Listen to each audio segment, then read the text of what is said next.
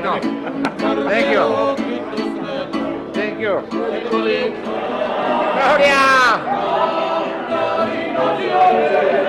So great. So great. You're looking great. We are doing something.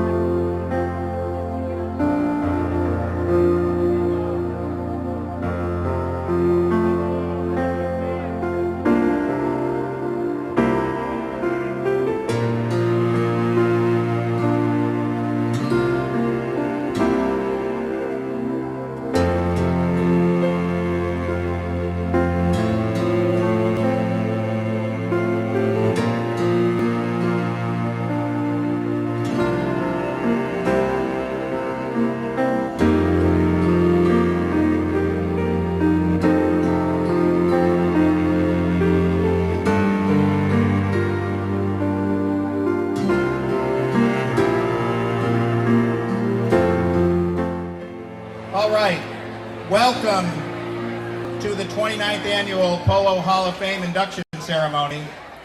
We have a spectacular group of inductees tonight, and I want to start by talking to you about the horses to remember.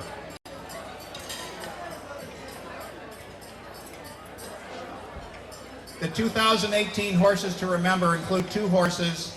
The first one is Rufino. The gray mare Rufino was regarded as one of the greats of her time, playing under the great Hall of Famer Tommy Hitchcock.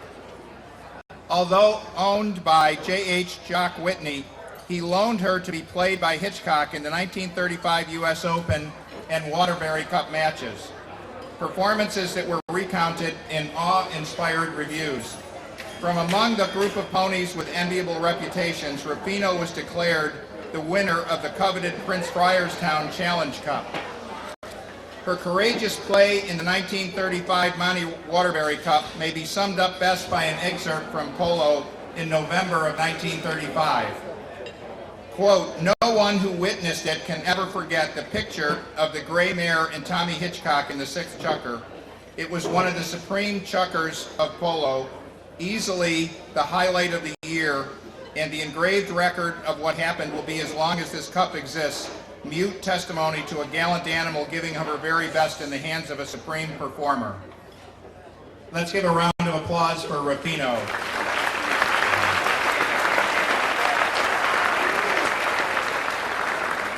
Jock Whitney was not able to be here tonight, and he sent me a note to read to you. Good evening, ladies and gentlemen. On behalf of the John Hay Whitney family, I would like to thank the Museum of Polo and Hall of Fame for this most prestigious award. Rufino was the prize of the Green Tree team's powerful string, which won the National Open Championship in 1935 and 1936. Piloted by the great Tommy Hitchcock, the pair led a comeback victory for Green Tree in the final match of the 1935 Waterbury Cup. The Whitney-Hitchcock relationship continues to this day through the lifelong friendship of my mother, Sarah Wilford, and Tommy's daughter, Peggy Hitchcock, who attended Milton Academy together as teenagers. I am happy to say this award will find its rightful place at Green Tree in Manhasset, Long Island. A wonderful evening to all. Peter de Bonaventura. Thank you, Peter.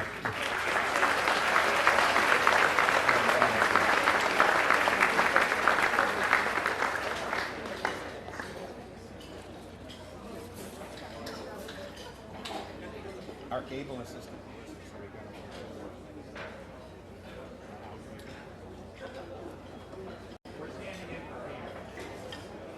Our second inductee in the Horses to Remember group tonight is Lovely Sage.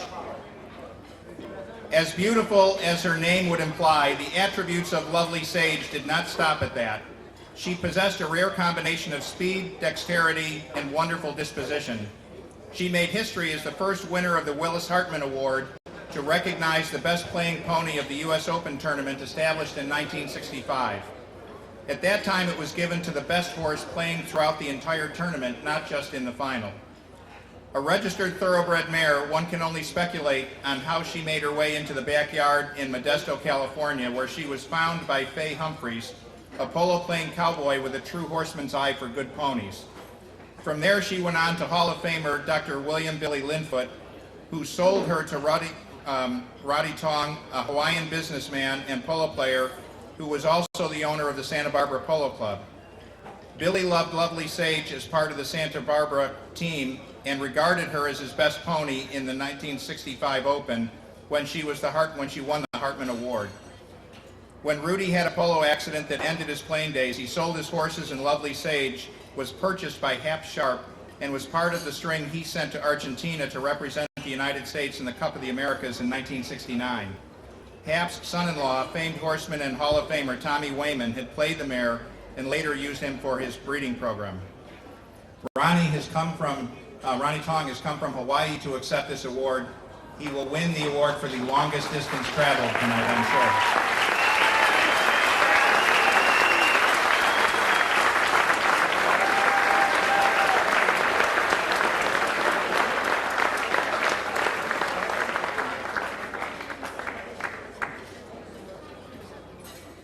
Well, this is indeed an honor to be here. You know, in life, the people come across your life, and out of the thousands or 100,000 people you come across, there's some people that just touch your life. And the same I found is true with horses and with Lovely Sage. She was you can tell from this picture is not the best, but that full length picture of her, she had the conformation of a great mare. And you had thin around the throat latch, long neck, sloping shoulder, deep girth, short back, sloping hips. And if you excuse me, I got this from Dr. Linfoot, my second father almost. She had great pants. So she had a lot of inside muscling, and so she had great conformation. She had a great disposition. And I can remember with Billy, we used to go in the morning, and we lived at the barn. And we go in the morning, feed and do everything, and you could go in her stall or wherever she was, and you could get on her. And I'm sure there's none of you here that got together with a horse, because horses can't talk, so to speak. So you open up and you tell them all the stories and secrets that you have. And anyway, you could get on her and go under her legs, and she had a fabulous disposition. She also was quite an athlete, and she could not only had the handle and stop and turn of the stock horse, but she also could run the turn, which is so important in today, especially in high-go polo, running the turn. And she was also, besides an athlete, she was honest, so she wouldn't cheat you when you meant to make a back shot or neck shot. She stayed true for the shot. And she was bold. She's like a good horse. You could point it to the wall, I guess, if you wanted to, and she'd just go in it.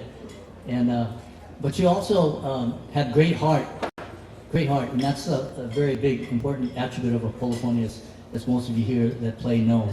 But most importantly of all that I remember about her was that she had presentia.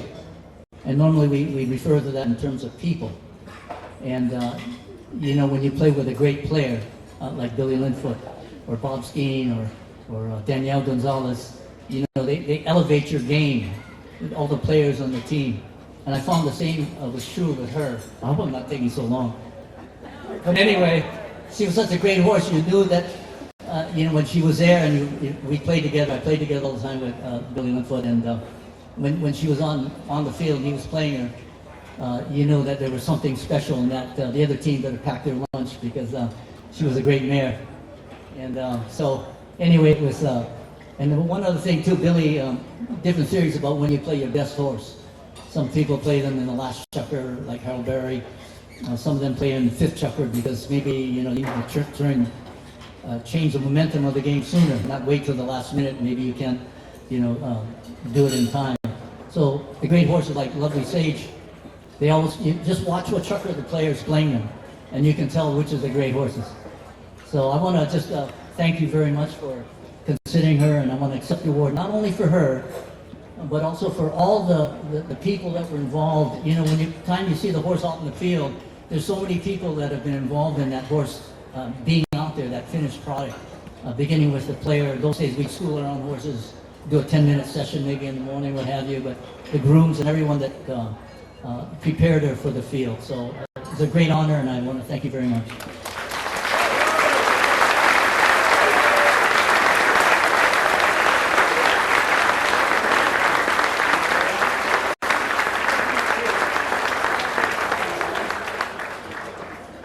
Next, I want to introduce our first award tonight in the Eigelhart Awards.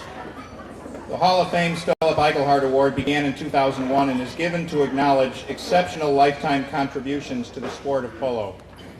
Our posthumous inductee for 2018 is Roy Lawson Barry. Roy L. Barry was part of the legendary Barry family of polo players and began playing in Texas while in his 20s. He made his profession and reputation in buying, training, and selling polo horses.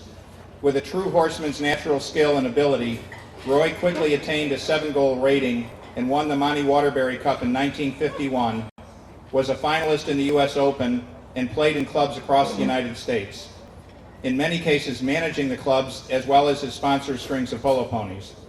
In 1954, at the young age of 45, Roy suffered a stroke while playing in the Monty Waterbury tournament on Long Island.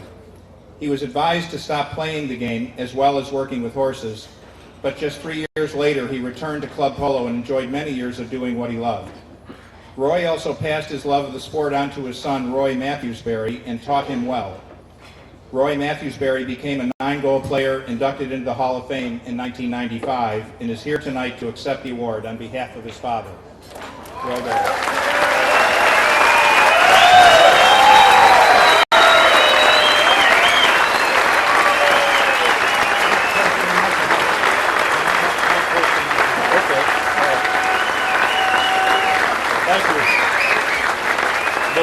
Before I start with my dad, I'd just like to say how excited we were and happy that Dad and Jimmy Newman could be entered together. They were great friends. They worked all their life at this, and Jimmy's still doing it.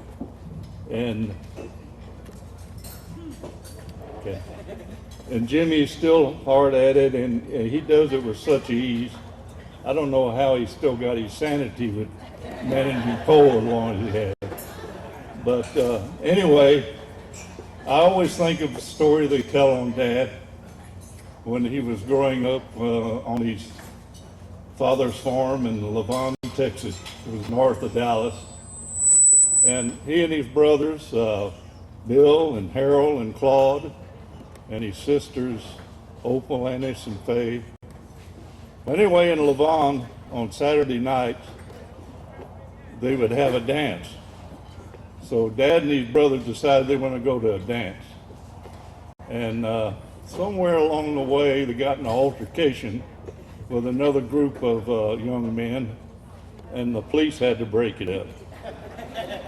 Well, anyway, the policeman was questioning my dad, asking him his name, and he said, Jones, Lawson Jones. That name stuck with him for the rest of his life.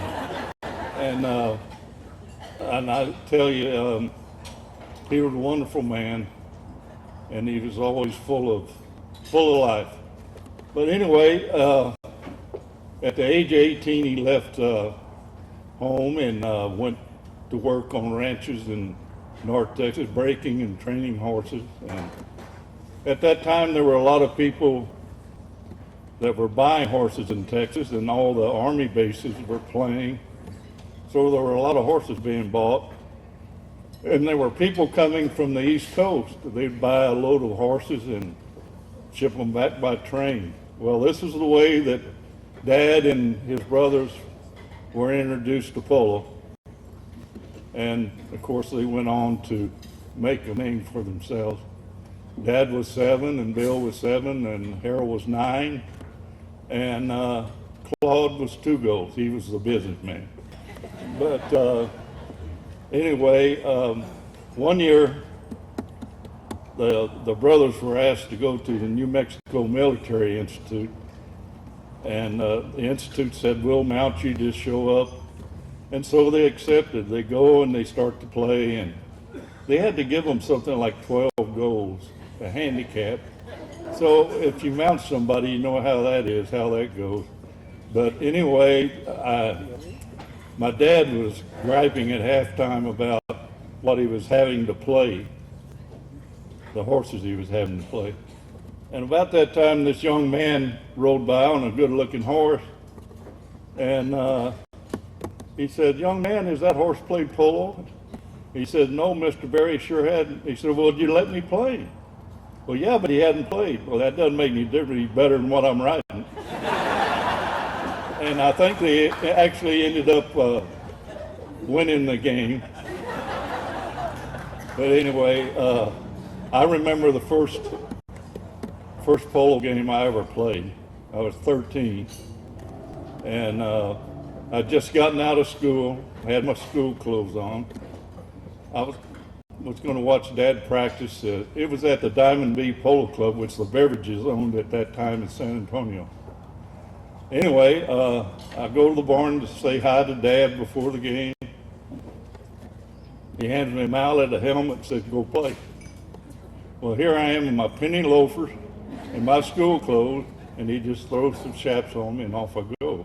Well, of course, I was thrilled to play, but I was scared to death because I was getting ready to go out into practice with Cecil Smith, Ray Harrington, Billy Merritt, you name it, they were there, and it was quite a thrill for me, and it was a great, introduction to polo.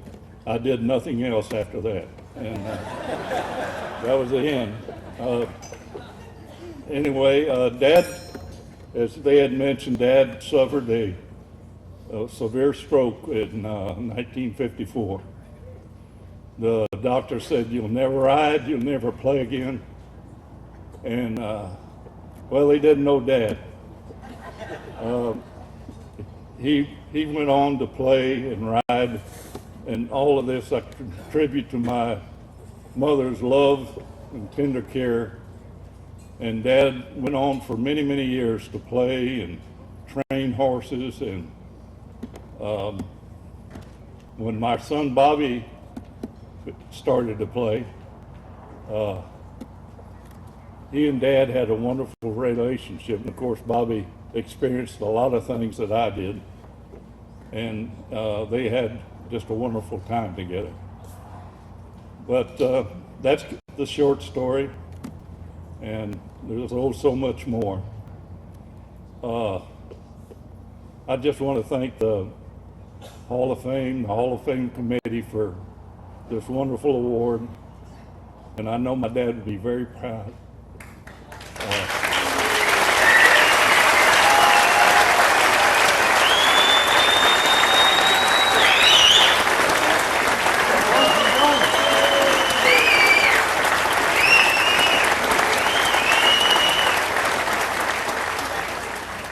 Our next inductee for the Eigelhart Award is somebody that most everybody in this room already knows.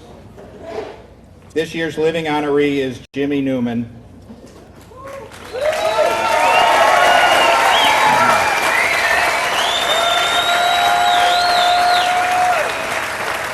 With 54 years of polo under his belt, Jimmy is well known in polo and worked his way through the sport, making a living by training and selling countless polo ponies who went on to play medium and high goal polo, including the U.S. Open.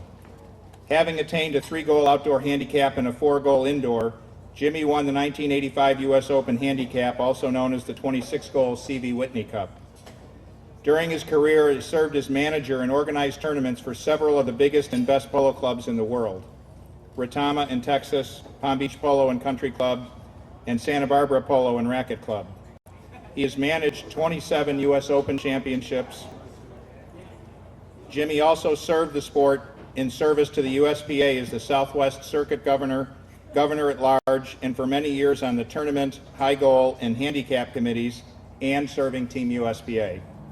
Still working hard for the sport, as we all know. He's currently managing the International Polo Club at Palm Beach. Can we all give a hand to Jimmy Newman, our inductee?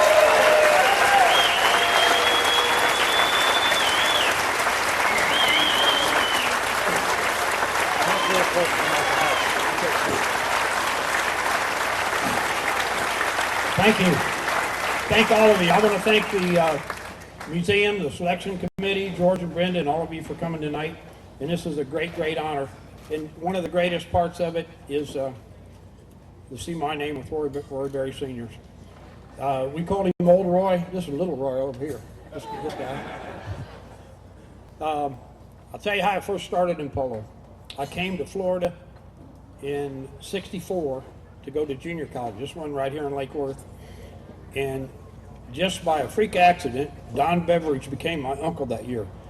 My mother's sister married him, and he was operating the old Royal Palm Club in Boca. Now, not the one that just closed a few years ago, but the one on Glaze Road. And I got to know Don, ended up living with him and my aunt for a while. And he said, "Do you need a job?" And I said, "I sure as heck do." And he said, "Well, go out to the Polo Club and ask for Jack Carticello." Now, that's another story. And he'll give you a job painting the saw doors. And he said, "Now, I've got an old gelding there." Don had quit playing polo like a year before. And he had one old chestnut gelding named Sonny Boy. He said, "You go out there and paint stall doors, and when you get tired of that, find Benny Gutierrez and Howard Jones and ask them for a saddle and tell them that you want to ride Sonny Boy and get them to teach you how to hit the ball." Well, that's how it all started. That's how it all started. And it's been a long, long deal. And I read somewhere that I've been in polo 54 years, going back to 1964 there in Boca. And that seems like a lifetime, but at other times I think about it and it seems like a blink of an eye. And I remember a lot of wonderful things and a lot of wonderful people. And as they mentioned, I was so fortunate. I wanted, from the first moment I was in polo, I wanted to play polo. And I wanted to play in the U.S. Open. It only took me 20 years. And thanks to the Ghost family, I had my chance in '85 in San Antonio. Steve Ghost came to me, and I think we had 7 teams entered. And he said, "Buddy, we need another team." He said, "You got to get some players, put a team together." And I said, "Well, I know Charles Smith isn't on a team, and he'd like to play." And I called him. He was in Dallas. He said, "There's a guy up here named Fayaz-Uddin. He'd like to play." And I talked to my friend Tony Capola, and I said, "You know anybody who's playing the Open?" He says, "Call Paul Rizzo. He said he'd love to come to Rotama." So we put that team together. That was a 26-goal tournament, and we were a 21-goal team. And we played against a couple of 26-goal teams, and we give them quite a battle. We didn't beat any of them, but in those days, you kept the score 2 ways, one for the handicap part of it, and another score sheet for the Open, which was on the flat. So when we go on the field, we're 5 goals ahead. Well, with that, we got to the handicap final, and by a freak accident, we did end up receiving the trophy for the what at that time was a U.S. handicap, and like they said in the thing earlier, they changed it to the C.B. Whitney. And there's one thing I want to point out. Today, the Hall of Fame, which is the consolation for the U.S. Open, that is a handicap tournament. And every year, if we need another team, I talk to some of these young players and I say, "Guys, put a 21 or 22 goal team in. Get the 5 goals on the handicap, because then when you get to that handicap final, you're probably going to win that game against a 26 goal team." Of course, as we know, that doesn't always happen. Like they said, if I've done anything, it's managed polo clubs. I've been a polo club manager for 41 years.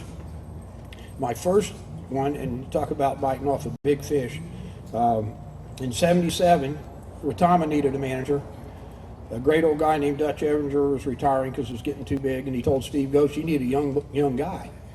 And I asked for the job, and Steve says, "You got any experience running a polo club?" And I said, "No, I really don't." And he said, "Well, I don't either, but let's try it." Well, it worked for quite a while.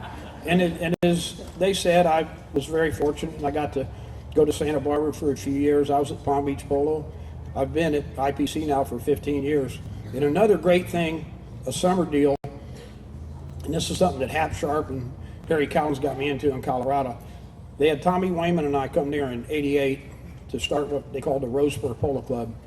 And that deal lasted for 28 years, and that was a great, great thing. It only ended a couple years ago. And I was there 14 years. I was still involved in it in the last 14, and a great gal by the name of Haley Bryan ran it the last 14 years. Haley's with me now. She's here somewhere tonight.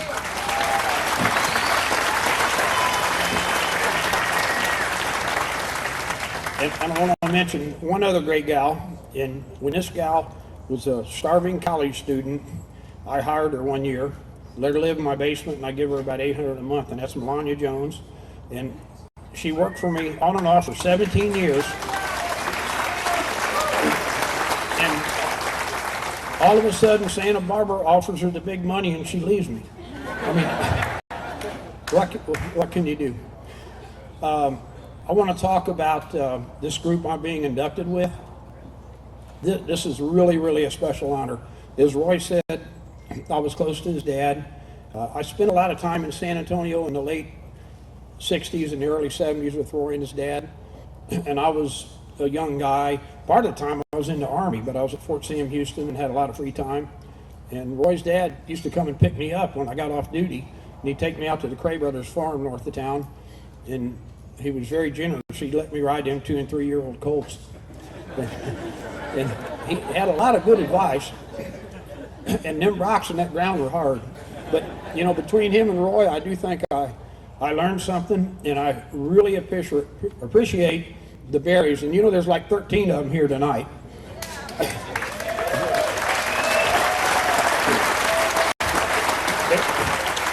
They're like my second family. Roy and Elizabeth took me in, and in those days I really needed a meal. And talking about these people I'm being inducted with, when you talk about Sonny, you cannot say enough about that woman. I mean, what she did on the field and what she gave back in the last few years of her life is just amazing, and it's such an honor to see my name with hers. And then there's one more guy on that list. Ruby Doo. Now, Reuben is a great guy, and Tony said this a couple of weeks ago, and I saw it in print.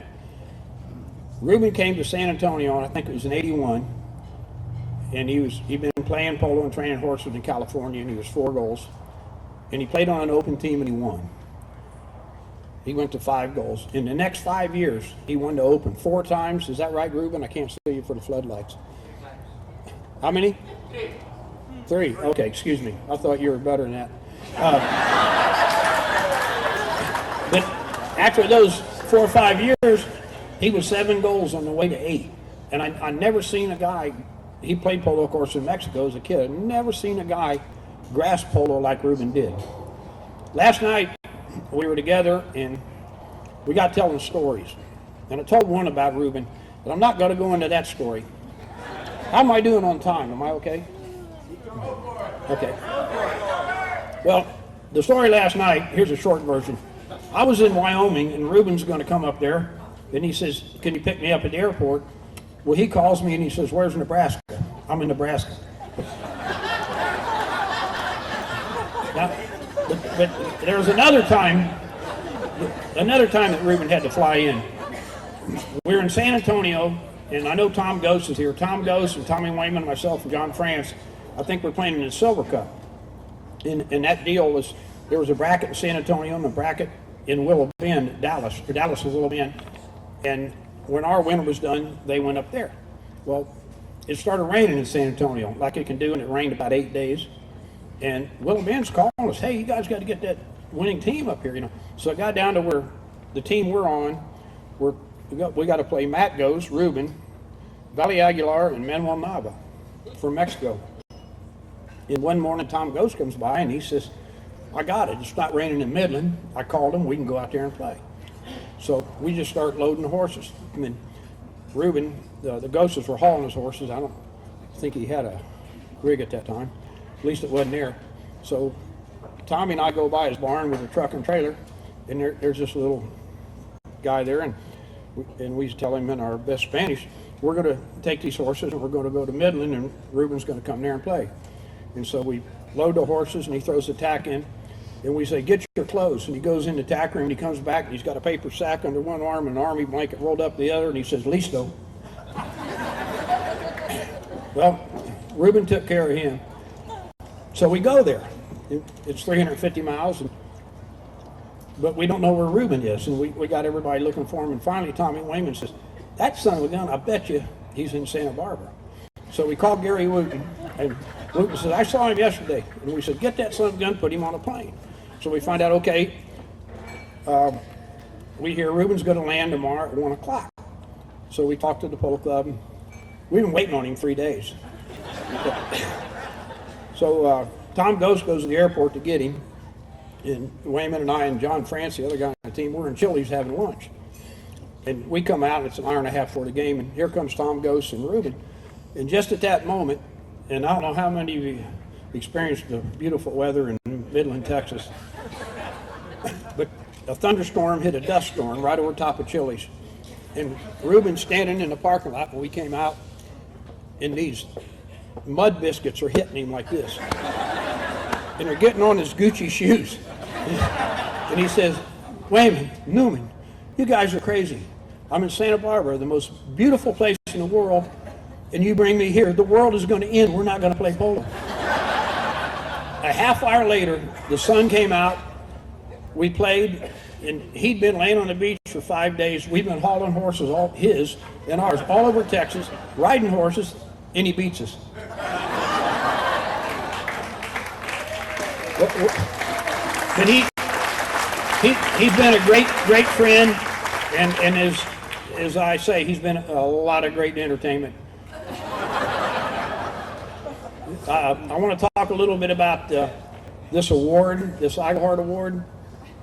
I think it reads, "It is given for lifetime achievement in the sport of polo." And looking back at that, it is not so much what I achieved, if anything. What this is to me, there was a lot of great people, a lot of wonderful people who were generous and kind, and they trusted me to run their polo clubs. They hired me to clean stalls or groom for them when I was younger. They hired me to play polo, and they bought horses from me. I accept this award as a tribute to those wonderful people who made this wonderful life for me. I really do.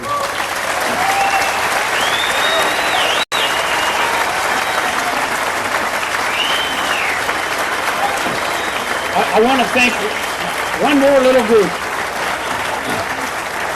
I want to thank one more little group. I want to thank my family, and some of them are over here. For 54 years, that's what it said, that I was in polo 54 years, and I believe it. They didn't know where I was half the time. My sister Karen's over there. They didn't know really what I was doing. They knew I was playing polo, doing something with horses. And they always stood behind me, and they supported me. And they were glad to see me when I came home. And I want to thank them for being behind me. And there's one of them that's not here with us anymore. We only had him for a short while. And that's Jimmer. And thank you, buddy.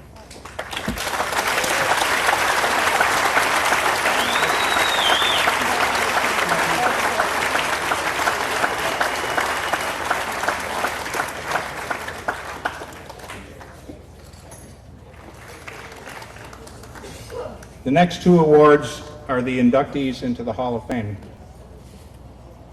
In our commission for the Hall of Fame, any person shall be eligible for election to the Polo Hall of Fame who has contributed to the game in an extraordinary and honorable manner, whether by dedication to the sport or by ability and record as a player. Our first inductee tonight is a posthumous inductee. Oops.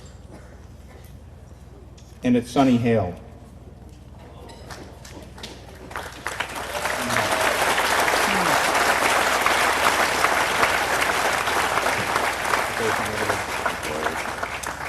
In February this year, the polo world lost a champion of the sport, Sunset Sonny Hale, at the young age of 48.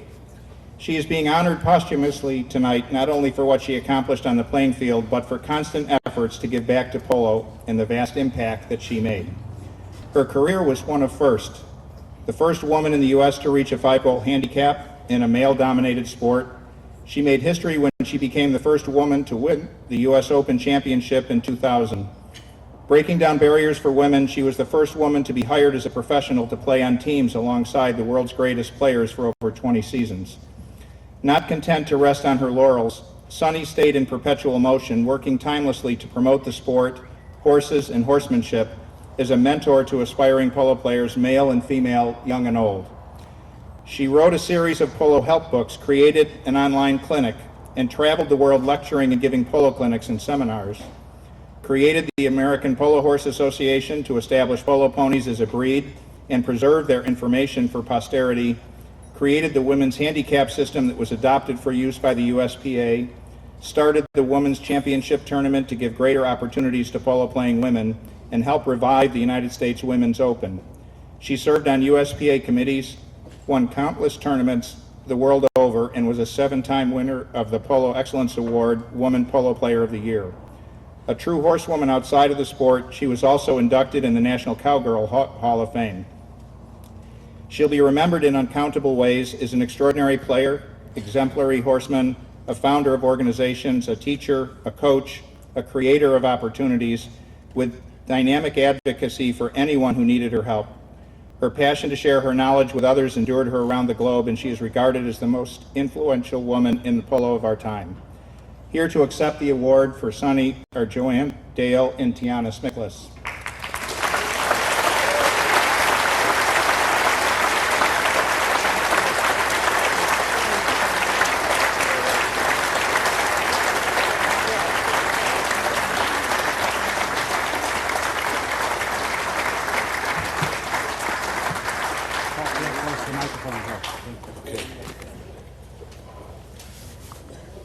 Need some ice. Yeah. I'm going to keep this short and sweet. The longer I make it, the harder it'll be. And I put a nice handwritten statement together to say what I want to say about Sonny Hale, and I hope it's okay with all of you. Simply put, Sonny Hale was one of the most magnificent people that I've ever met. She touched a lot of people in many different ways, and she had such a positively infectious personality. Her smile could light up any room. As some of you know, Sonny was a big dreamer. When she had a dream, she went after that dream with as much sincerity and energy as anyone I've ever known. It was a pretty big dream for her to want to play in the best polo in this country because someone asked her to do that.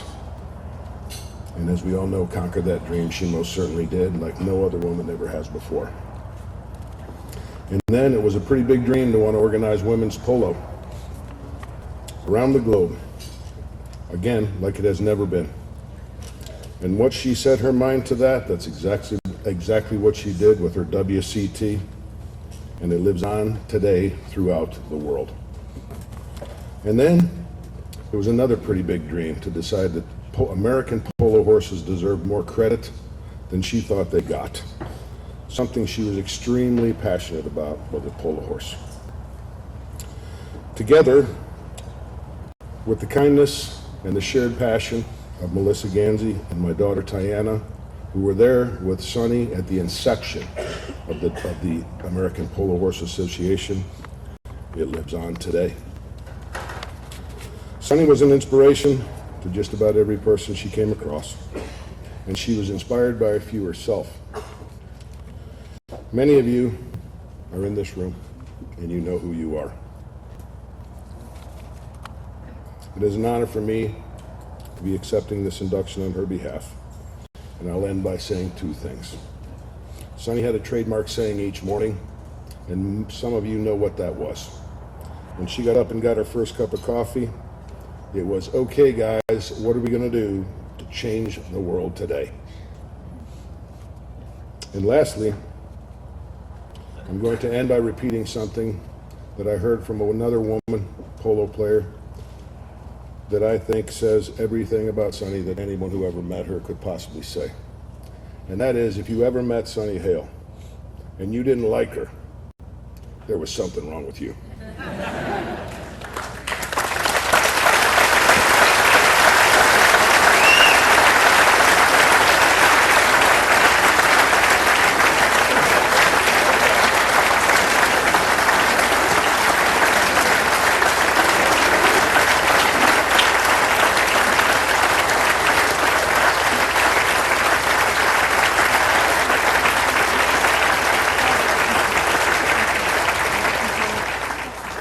Wow, that quieted the room down.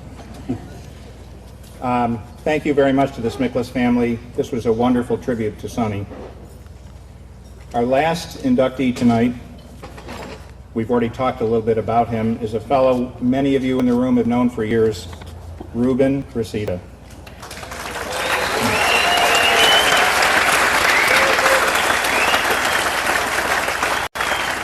While watching polo in Santa Barbara in 1976, a young Reuben Gracita was offered a job to play. Not having played for some time, he began his professional career at 3 goals, but went to 5 in a matter of months. As he excelled and experienced increasing success, he made the U.S. his home. He worked hard and racked up a long list of impressive wins, making a name for himself as a tough competitor and an influential figure on the American polo scene, rapidly rising through the ranks to 8 goals. His outstanding playing record includes winning the United States Open Championship 4 times and its MVP in 1983, the Pacific Coast Open 3 times, the 1983 International Gold Cup, the Avil Camacho Cup in 1981 and 1988, and in England he won back-to-back Coronation Cups in 1985 and 1986, along with numerous other national and international tournament victories.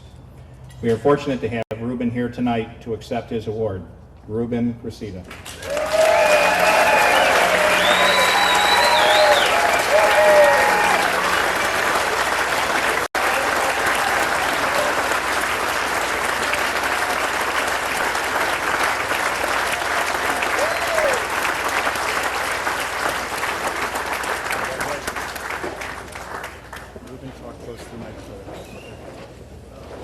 Oh boy, I'm here in front of everybody.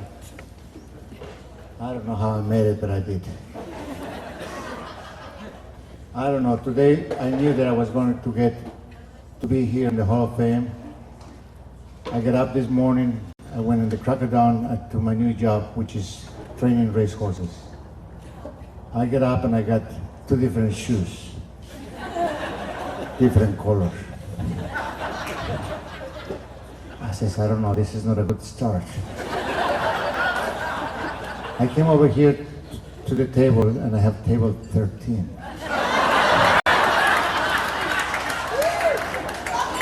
And I don't know how this is going.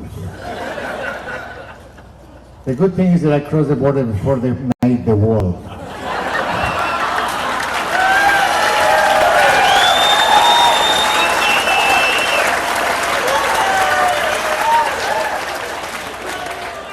And I'm over here in front of all my friends, polo people, polo that I love, thing that I've been doing for all my life. And I do sincerely appreciate your presence. Let me tell you a little bit, I only make like 25 pages, but... Oh shoot, I forgot my speech when I was coming here, I was so nervous. My friend Pedro went to pick him up. He picked up the one in Spanish. Let me see if I can. I think this is the way. I think this is the way it comes because I didn't put it in numbers. But it says, what a pleasure to be standing here in front of all polo friends and family. Polo, of course, is a passion that we all share. With this, I have to thank the nominating committee, the Museum of Polo, and the USPA. Thank you very much. What an honor to be recognizing something you live and die and love, polo. I came to USA, to Santa Barbara in 1976 to watch a polo game. Then later, I learned that it was the Pacific Coast Open Championship game. While walking into the polo field, just stopping divots, I got an offer to play polo. I haven't been playing polo for many years. I've been in the racetrack. I've been involved in the racetrack, and I had an offer to play polo. Boy, I don't even remember the pages, but I'll tell you what. Of course, I did take the offer. The offer was from the ambassador Glenn Holden and his beautiful wife Gloria Holden.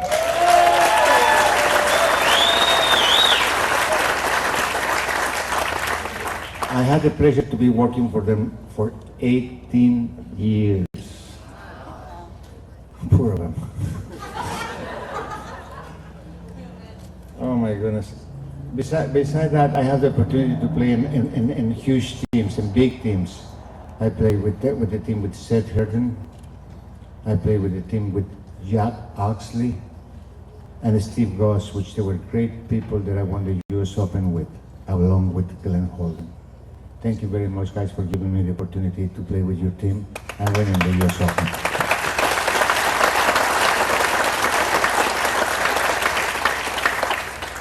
I played the first game. I came here to Palm Beach Polo in 1979. They opened the Palm Beach Polo, and they had an exhibition game, which I had the chance to play with it. My team won it. That was great. My picture has never been on the and Palm Beach Polo because we beat the favorite team. Anyways, we played polo different then. Then when we played polo, we used to get together with friends, and after the games, we had something to eat, something to chat. We didn't divide the groups. We were one group, a whole group. And I don't know why the papers are not in the right order, but at the time when I was here, I met my ex-wife, Amy. She gave me two beautiful kids that I dearly love and adore. Can Sophie and Weston please come over here next to me?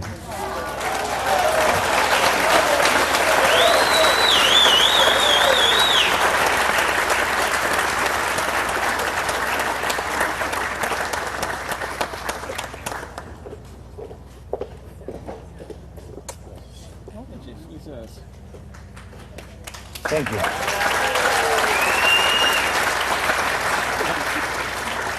Sophie, of course, is my love and my horse jumping girl and champion.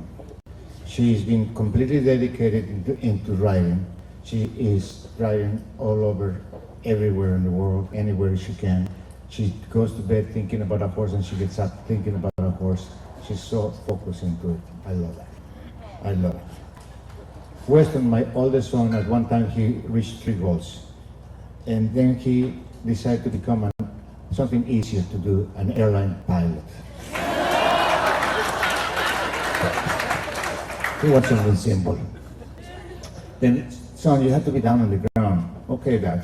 So he became a boat captain. He's still on the ground. Oh, well. It's hard to do things without our friends and family. Therefore, I would like to thank Memo for being so close to me in and out of the field. We've been a big, close family, and it's just hard. And of course, Carlos, hard to have words to describe our loss. I'm just so happy and pleased to have in my table today Carlos's kids, Mariano and Carlitos, Memo's kids.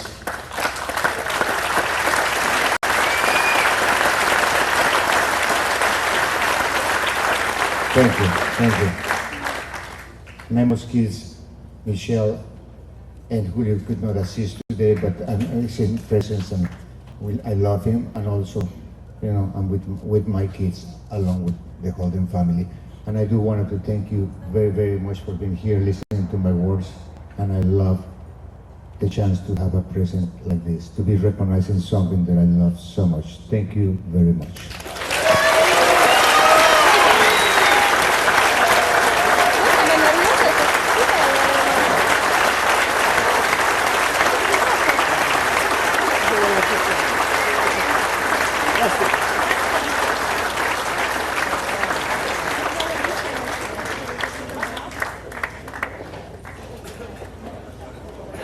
Thank you.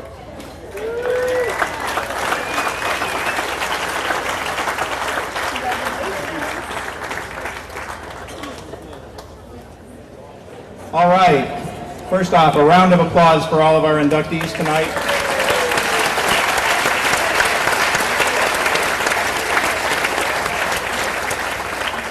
I would like to thank all of our sponsors which is a list that will take me another 12 minutes to read, so I'm going to pass up on that because it's a bit warm in the tent.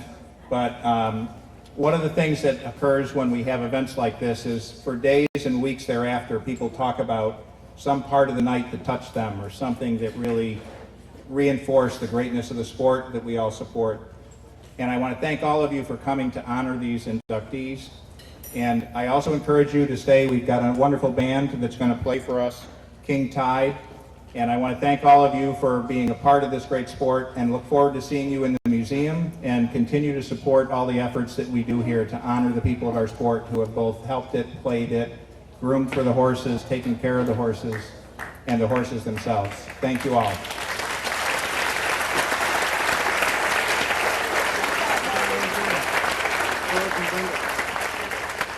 I would be remiss if I didn't thank George and Brenda, who actually make all of this happen.